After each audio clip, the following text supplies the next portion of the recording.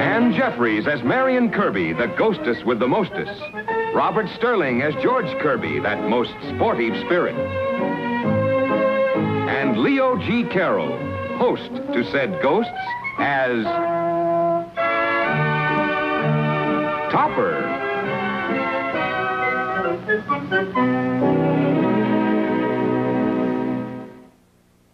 Topper, about the Hercules payroll. I'm just going over it.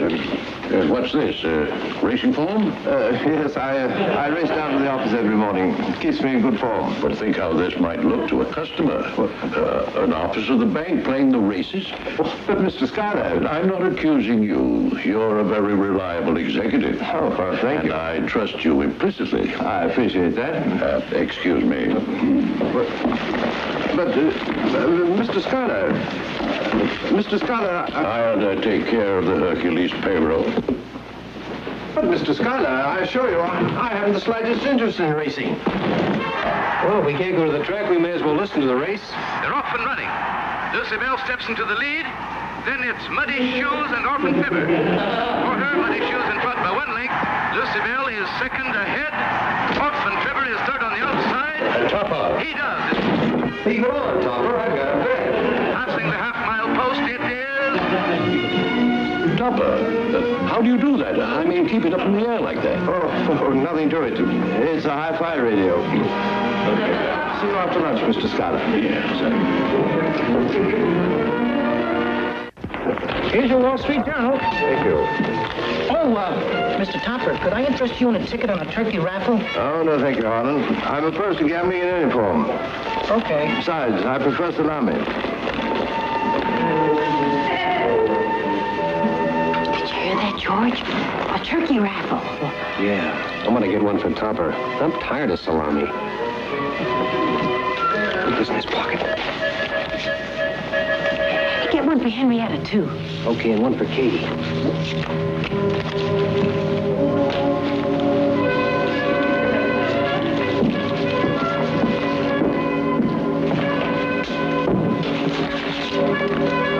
Mr. Topper, I thought you didn't want a ticket. I don't. No gambling. Banker has to be careful of appearances. Good afternoon, Mr. Schuyler. Oh, Topper, about this long turkey raffle. I beg your pardon? This morning it was the races. This afternoon you come marching through the bank disguised as a turkey raffle. When will all this end? Well, if I win, I'll be happy to give you the bird. Well, thank you. I'm not going to stand for any more of this, Topper. You think I'm crazy? Topper, are you going to let him speak to you like that? Yes. I mean, no. Well, one of us is. I don't know which. Oh, punch him in the nose. You need a straitjacket, you imbecile. Topper, you're holding me. I don't want to push you around. Stop talking and go into my office before you start any more trouble. Go to your office. We'll go into my office. I'll show you how much trouble I can make. Hey, George, you know what Topper needs? Yeah, money. He needs courage. Well, that's the same thing. Huh? If you have money, you have courage. Say, if Topper thought he had money, he'd have courage enough to make Schuyler apologize to him. Huh? Let's call him up and tell him he won the Irish Sweepstakes. Good idea. Hello? Yes, Cosmo Topper speaking. Hello? This is a transatlantic operator calling. Just a moment, please. London calling. London? Hello there, old boy. I thought you might be interested to know that you've won the grand prize of The Irish Sweepstakes. Sure and begorra, you've won yourself the Irish Sweepstakes. You've got and won yourself 800,000 spalpeens. I mean, dollars. 800,000. Wait a minute. Which ticket won? Which ticket won? What was the number? Wait a minute.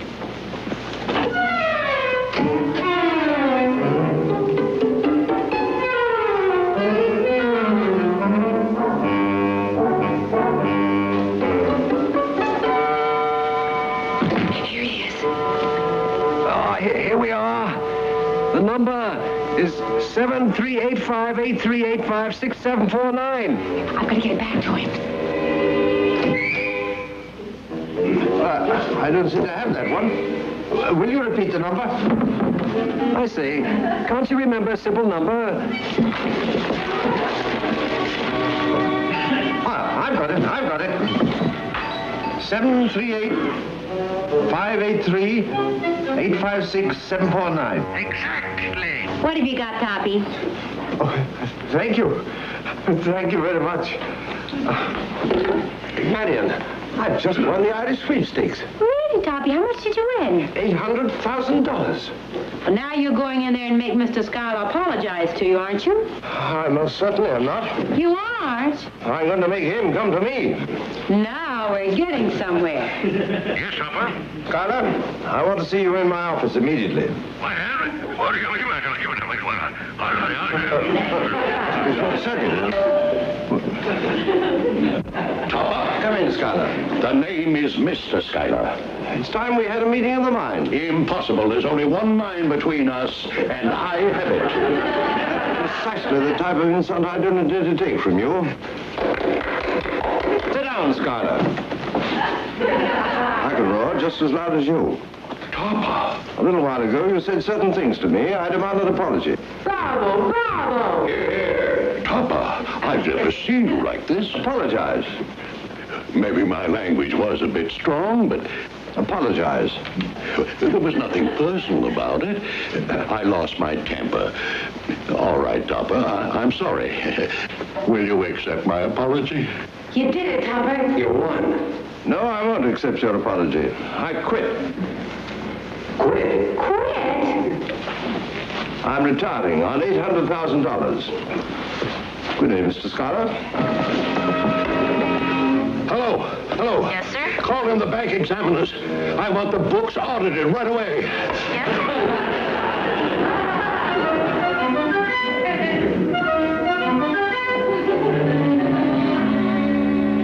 Where could Topper be? He hasn't been home all day. He's probably out spending his $800,000. Oh, no. George, we've got to tell him the truth. It was your idea. You tell him.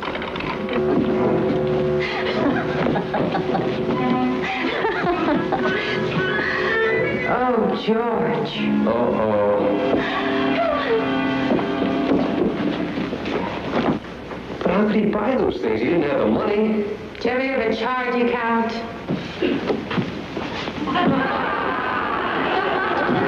Oh, George. Hello, Marion. What's with the bottle? Gin for Neil.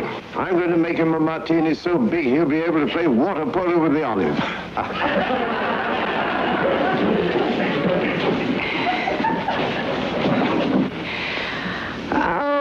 Topper.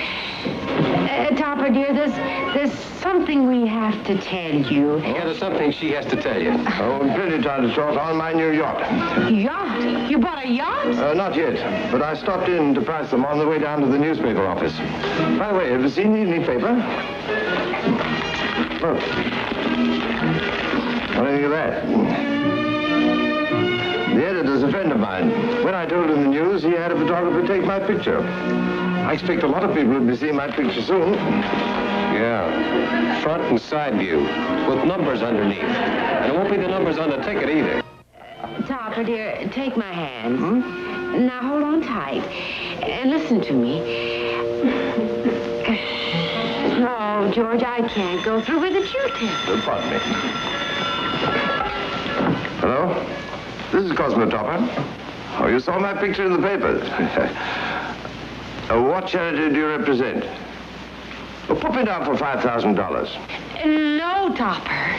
No? No. Well, whatever you say. And make it $10,000. No, not at all. Thank you. Goodbye. You're right, Marion. What's the good of having money if you don't make people happy? I'm going to spread mine around. You both had something to tell me. Yes, Topper. I what? You certainly look handsome in that robe. Oh, thank you. Cosmo. Coming, dear. You look perfectly lovely, my dear. But aren't you a little overdressed for breakfast? I just wanted to show the new dress. Cosmo, it was so clever of you to win. Whatever it was, you won. Well, credit where credit is due, my dear. You should thank our friends, the ghosts. They're entirely responsible for our present situation. I feel sick. Oh, I'm sorry to hear that. Yeah, what? Marion, she's not feeling well. I'm sorry, too. Oh, Cosmo, now you've got me talking to them. You know they only exist in your imagination. So you've been telling me, dear.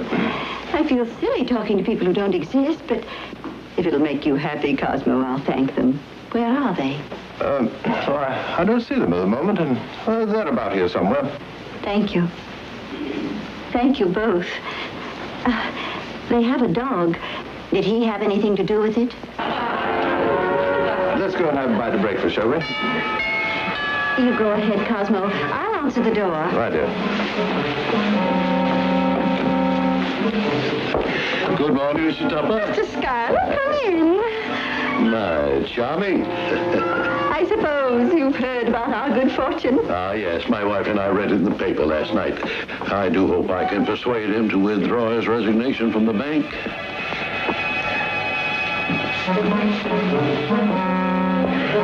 Did you hear that, George? He wants to give Topper his job back. Yeah. And Topper doesn't know how bad he needs it, too. Get him a chair, George. Hold up his feet. I'll get a footstool. Put a pillow behind his back.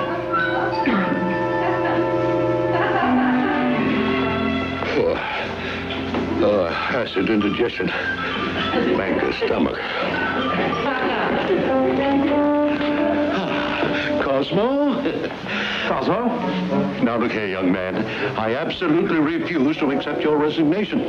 I'm going to propose your name for membership on the board of directors. Say yes. My answer is a flat, firm, unequivocal... Quick, George. Put your hand over his mouth. Don't let him say no. Silence gives consent. Thank you, Topper. Now, I'll rush right down to the bank, and I'll have your office redecorated.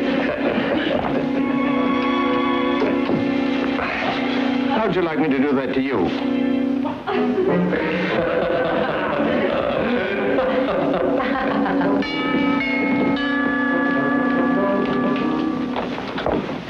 Mr. Cosmo Topper? Yes? My name's Kittler. Happy to meet you. Why? You don't know who I am? Under my present financial circumstances, I'm happy to meet everyone. I'm from the United States Bureau of Internal Revenue. Oh, I see what you mean. We have a very fast follow-up service. But I haven't even got my money yet. Ooh, that's all right, Mr. Topper. We'll wait at 6% interest. Now, just a few forms to fill out.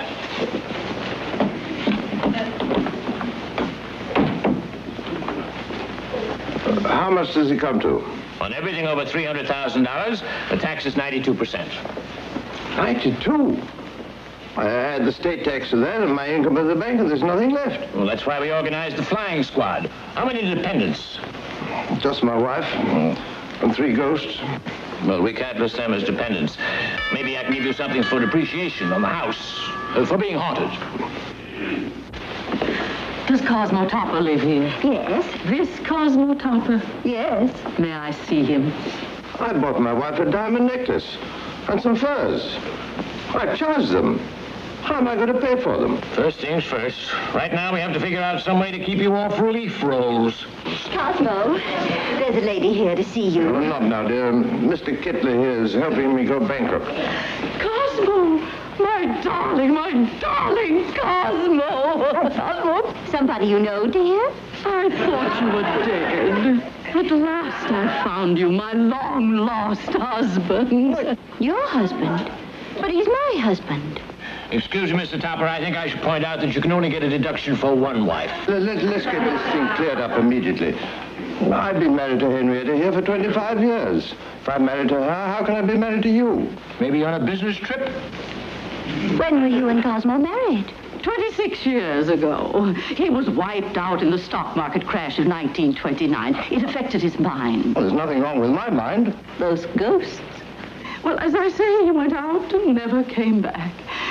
Oh, I can't bear to think of it.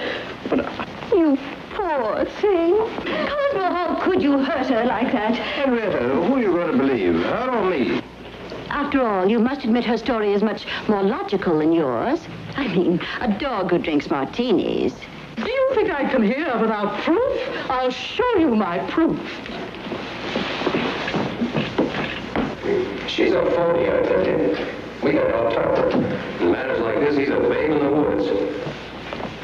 Here are my jewels.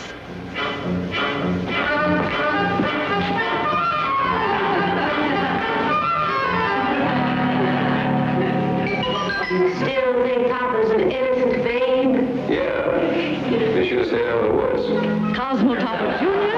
and Armsock. Armsock is Cosmo spelled backwards.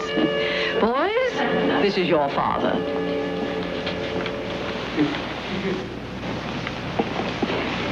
Cosmo, there is a family resemblance. Why don't you say something, Cosmo? Excuse me, Mr. Topper, but if I had a choice of wives right now, I'd take the one with 2 dependents. I didn't ask you. No, sir, but when you get into the higher bracket, you've got to think of those things. Henrietta here is my only legal, lawful wedded wife. All right. Will you sign this, please? Cosmo, you don't remember me? I'm afraid you need some shock treatments. I won't see any doctor. I was referring to my lawyer. He'll give you a very good shock. Unless you make a reasonable settlement. You won't get any blackmail money out of me. All right. If you won't think of yourself, think of Henrietta. Think of what people will say about her. What will they say?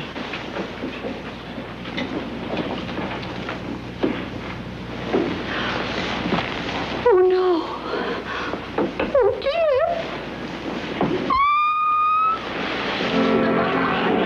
We better go.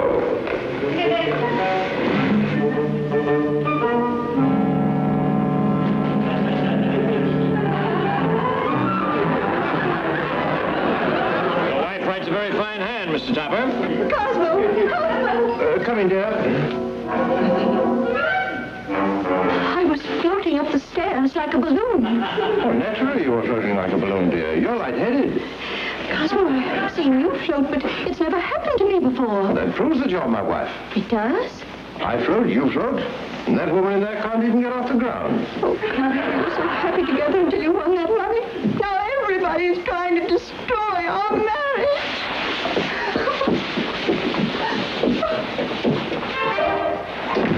You heard what Henrietta said? Well, she's right. I don't want to appear ungrateful, but ever since winning Sweepstakes, I've had nothing but trouble. Topper, darling, would you like it if we fixed it so you didn't win? Oh, yeah. Let's show them how we do it, huh?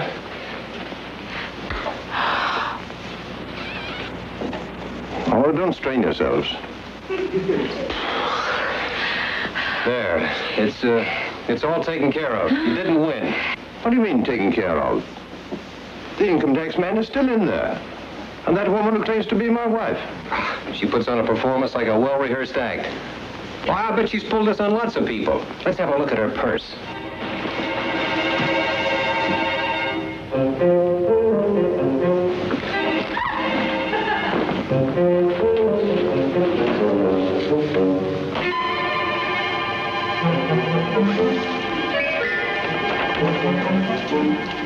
There you are, Topper. There's your evidence. So, last month you pulled this stunt on a man who inherited a brewery fortune. He paid you off. I've got a nuisance value. Not with me, you haven't. George, Marion, will you show them to the door? It'll be a pleasure. George, take this one by the seat of his pants and throw him out.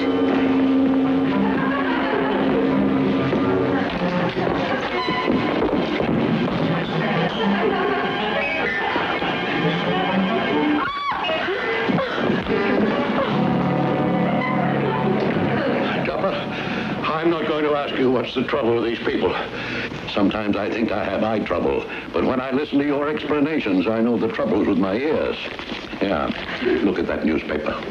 An apology to the readers. It says that the report you won the sweepstakes was an error. See, Topper? What did I tell you? Look, Here's a picture of the man who really won. Poor devil.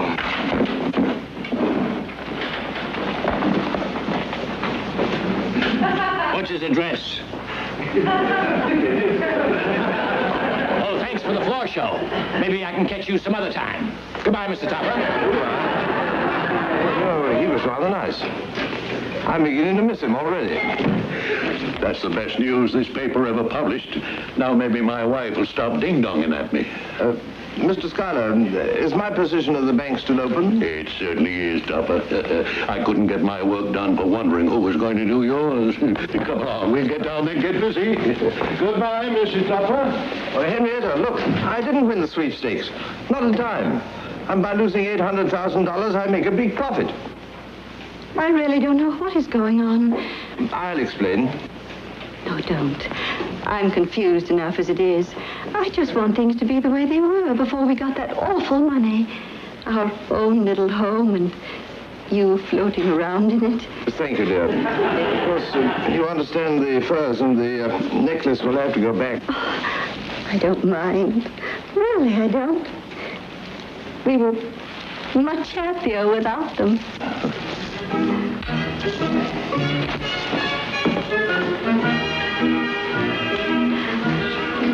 Oh, ghosts. I don't believe in you. I know you aren't here, but if you are, I'd be much obliged if someday I could have another diamond necklace. A John W. Lupton, Bernard L. Schubert production. Produced by John W. Lupton. Starring Ann Jeffries, Robert Sterling, and Leo G. Carroll.